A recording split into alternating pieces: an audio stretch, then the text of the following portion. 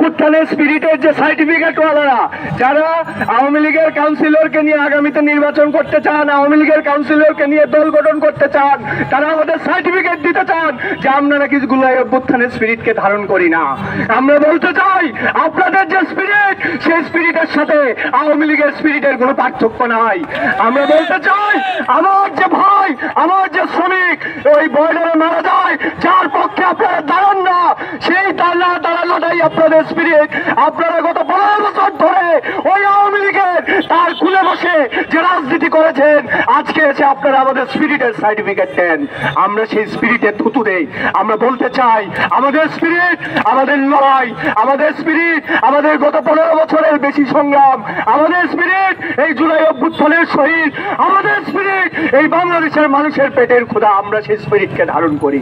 বন্ধুগণ, আমরা আজকে খুব দীর্ঘায়িত করব না, আমাদের কথা খুব সংক্ষিপ্ত। আমরা বলতে চাই যে সরকার মানুষের পেটের ক্ষুধা মেটাতে পারে না, জীবনের নিশ্চয়তা দিতে পারে না, যে মানুষকে বেঁচে রাখার তার ন্যূনতম অধিকার দিতে পারে না, সেই সরকারের টিকে থাকার কোনো অধিকার আমরা মনে করি না। আমরা মনে করি আপনারা চেতনা ব্যবসা করার এজেন্সি আছে, আপনার চেতনা ব্যবসা করার প্রয়োজন আছে, কিন্তু বাংলাদেশের মানুষের চেতনা ব্যবসা করার প্রয়োজন নাই। বাংলাদেশের মানুষের পেটের ক্ষুধাই তার চেতনা, বাংলাদেশের মানুষের বেঁচে থাকার সংগ্রাম তার চেতনা। এই সংগ্রাম বিগত সময়ে চলেছে, আগামীতেও চলবে। ওই গোপাল বাগটির যে রক্ত, ওই স্বর্ণা দাসের যে রক্ত, এই রক্ত দিয়ে আপনারা ব্যবসা করতে পারেন, আপনারা ভারতের সাথে দর কষাকষি করতে পারেন, শেখ হাসিনা ফেলানির লাশ দিয়ে ভারতের সাথে দাসখত দিতে পারে, কিন্তু এই দেশের জনগণ মানুষের রক্ত নিয়ে, মানুষের জীবন নিয়ে কোনো দাসখত দিতে পারে না। আমরা সেই মানুষের জীবনের কথা বলছি।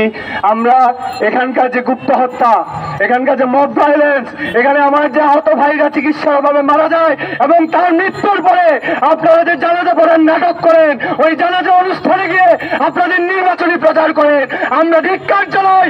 আমরা বলতে চাই, আমার আহত ভাইদের চিকিৎসা নিশ্চিত না করে আপনাদের এই রাজনৈতিক নষ্টম, সেটা বাংলাদেশের মাটিতে চলবে না। বন্ধুগণ, আমরা আমাদের এই লড়াই, আমাদের এই আন্দোলন চলবে, গণমানুষের লড়াই চলবে।